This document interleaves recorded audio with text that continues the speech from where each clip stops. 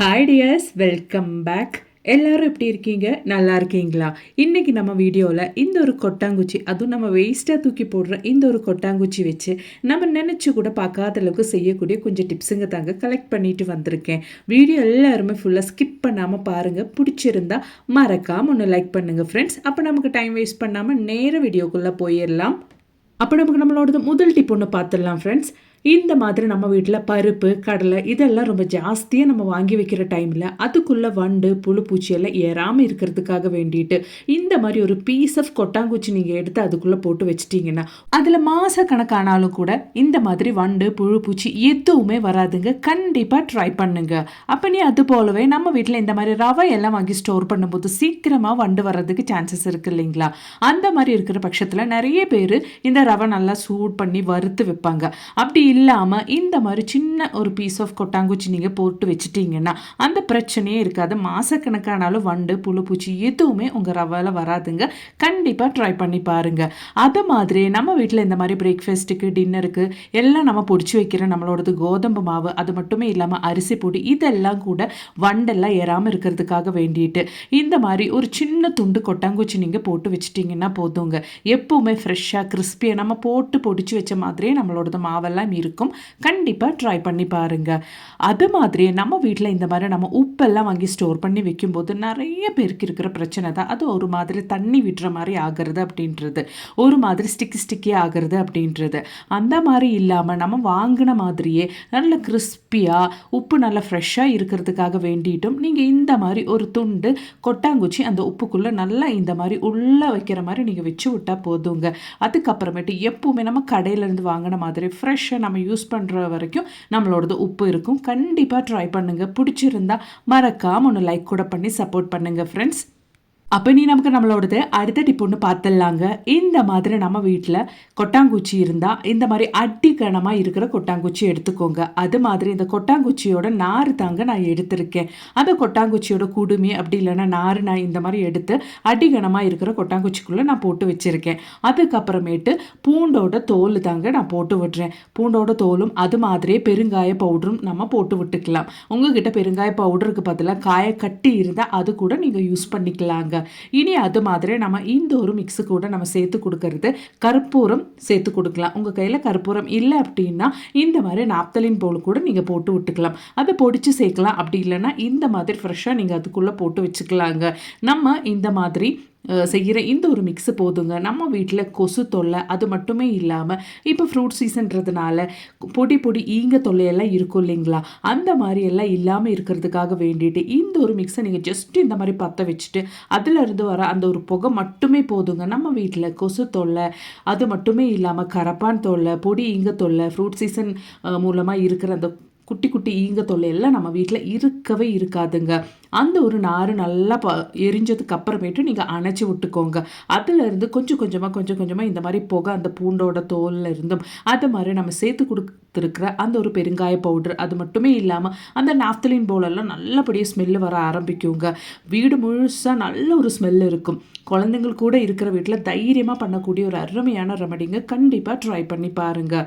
அப்போ நீ அது போலவே நம்ம வீட்டில் ஃபனல் இல்லைன்னா கூட நமக்கு இந்த மாதிரி குட்டி பாட்டில் எல்லாம் ஏதாச்சும் ஊற்றணுன்னா அதுவும் சிந்தாமல் நம்ம ஊற்றணுன்னா இந்த மாதிரி ஒரு கொட்டாங்குச்சி அதுவும் ஹோல்ஸ் இருக்கிற கொட்டாங்குச்சி பார்த்து நீங்கள் எடுத்துகிட்டு இந்த மாதிரி பர்பஸுக்கெல்லாம் ஊற்றிக்கலாம். நம்ம வீட்டில் ஆயில் ஊற்றுற டைம்லேயே அது மட்டுமே இல்லாமல் ஏதோ ஒன்று சின்ன பாட்டிலுக்கு நம்ம இந்த மாதிரி ட்ரான்ஸ்ஃபர் பண்ணும்போது அது கீழே சிந்தாமல் நம்ம கரெக்டாக ஊற்றணுன்னா கூட இந்த மாதிரி ஒரு கொட்டாங்குச்சியோட ஹோல்ஸை நம்ம பயன்படுத்திக்கலாங்க.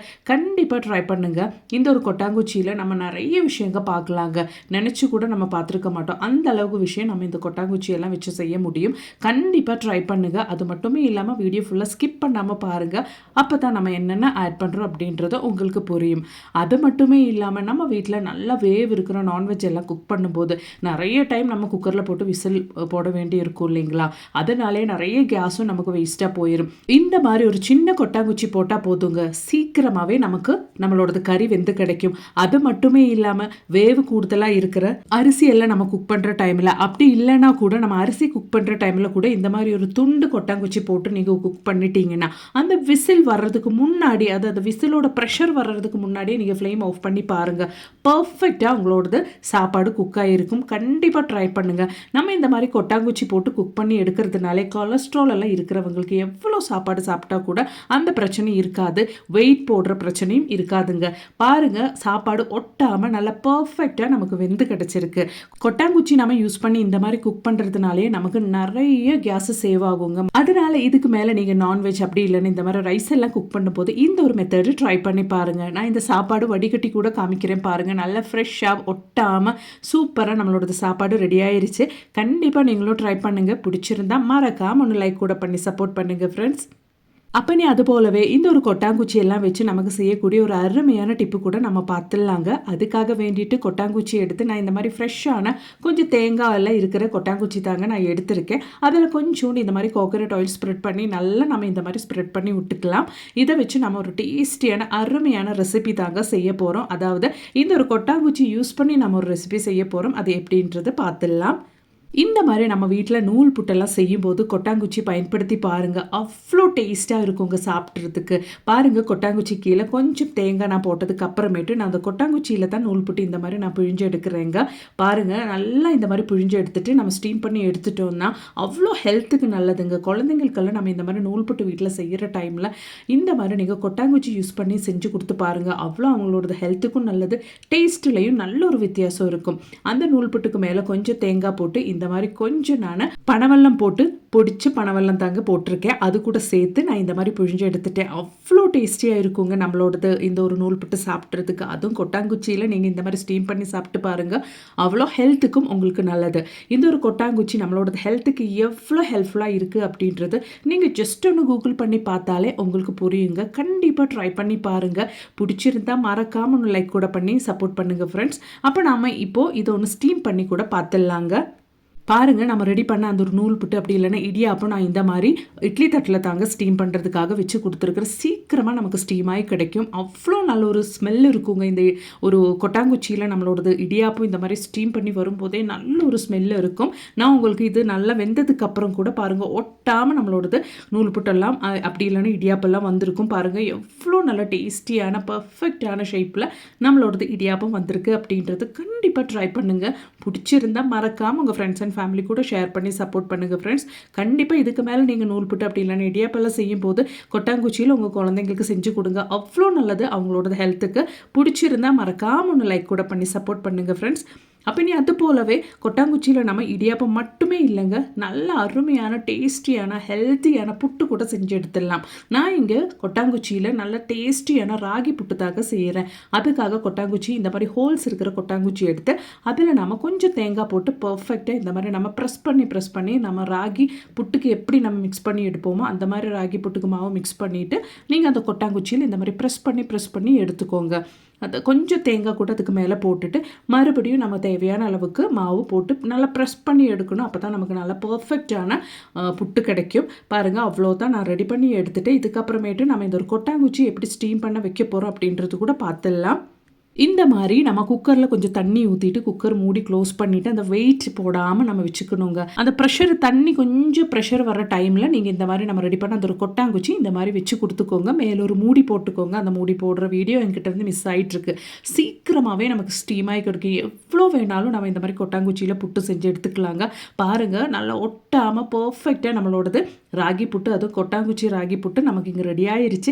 ஹெல்த்துக்கும் அவ்வளோ நல்லது, அது மாதிரியே சாப்பிட்றதுக்கும் அவ்வளோ டேஸ்டியாக இருக்குங்க. கண்டிப்பாக நீங்கள் இன்றைக்கி உங்கள் வீட்டில் இது மாதிரி இடியாப்பம் அது மாதிரி இந்த மாதிரி ராகி புட்டெல்லாம் ட்ரை பண்ணி பாருங்கள். பிடிச்சிருந்தால் மறக்காமல் என் கமெண்ட் பாக்ஸில் போட்டு கொஞ்சம் தெரிய வைங்க ஃப்ரெண்ட்ஸ்.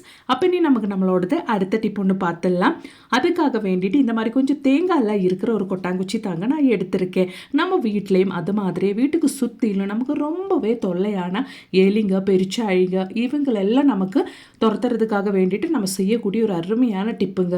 இதில் நான் 1 டீஸ்பூன் டீஸ்பூன் அளவுக்கு சாப்பாடு தாங்க போட்டு கொடுத்துருக்கேன். இந்த சாப்பாட்டுக்கு மேலே நான் ஒரு டேப்லெட் முழுசாக சேர்த்து கொடுக்க போகிறேன். எக்ஸ்பைரி டேட்டு முடிச்சு எந்த டேப்லெட்டாக இருந்தாலும் நீங்கள் யூஸ் பண்ணிக்கலாம். அது நல்லா ஃபைனாக பொடிச்சு சேர்த்துக்கோங்க. அப்போ தான் நமக்கு நல்ல ரிசல்ட்டாக கிடைக்கும்.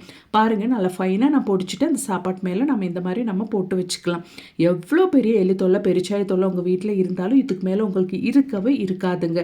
இதுக்கு மேலே கூட நம்ம கொஞ்சம் சாப்பாடு போட்டுக்கலாம். அந்த சாப்பாடோட கூடவே நம்ம ஒரு சொட்டு அளவுக்கு ஹார்பி கூட போட்டு விட்டுக்கலாங்க. ஒரு சொட்டு அளவுக்கு நீங்கள் சேர்த்து கொடுத்தா போதும் இந்த ஒரு குவான்டிட்டி சாப்பாடுக்கு. அதுக்கப்புறமேட்டு அதுக்கு மேலே நான் இந்த மாதிரி வெல்லம் பிடிச்சதாங்க சேர்த்து கொடுக்குறேன். மனம் எல்லாம் ரொம்பவே ஈர்க்கிற சக்தி இருக்கிறது தாங்க இந்த எலிங்களும் பெருச்சாயங்களும். அவங்களுக்கு நம்ம இந்த மாதிரி வச்சு கொடுக்கும்போது இந்த தேங்காய் ஓடுதும் அது மட்டுமே இல்லாமல் சாப்பாடு வெல்லம் எல்லாம் நம்ம சேர்த்து கொடுத்தா அந்த ஒரு ஸ்மெல்லுக்காக வேண்டிட்டு கண்டிப்பாக இது பக்கத்தில் வரும். அதுங்க சாப்பிடும். அதுக்கப்புறமேட்டு அதுங்க இருக்கவே இருக்காதுங்க. உங்கள் வீட்லேயும் அது மாதிரி வீட்டு சுற்றிலையும் தொல்லையாக இருக்கவே இருக்காதுங்க. இந்த மாதிரி உங்கள் வீட்டில் எலிங்க பெருச்சாயங்கள்லாம் வரதுக்கு சான்சஸ் இருக்கிற இடத்துல நீங்கள் வச்சு கொடுத்தா மட்டுமே போதுங்க. அதுக்கப்புறமேட்டு அந்த பிரச்சனையே உங்களுக்கு இருக்காது. கண்டிப்பாக நீங்கள் ஒரு டைம் ட்ரை பண்ணாலே உங்களுக்கு அந்த ரிசல்ட் தெரிய வரும். கண்டினியூஸாக நீங்கள் ஒரு 2-3 நாளைக்கு இந்த மாதிரி செஞ்சு பார்த்தாலே போதுங்க. அதுக்கப்புறமேட்டு எலி பெருச்சாய் இருந்த தடமே தெரியாத அளவுக்கு உங்கள் வீட்டில் இருந்து போயிருங்க. கண்டிப்பாக ட்ரை பண்ணுங்கள். பிடிச்சிருந்தா மறக்காமல் உங்கள் ஃப்ரெண்ட்ஸ் அண்ட் ஃபேமிலி கூட ஷேர் பண்ணி சப்போர்ட் பண்ணுங்கள். அதோடவே ஒன்று லைக் கூட பண்ணி சப்போர்ட் பண்ணுங்கள் ஃப்ரெண்ட்ஸ். தேங்க்ஸ் ஃபார் வாட்சிங்.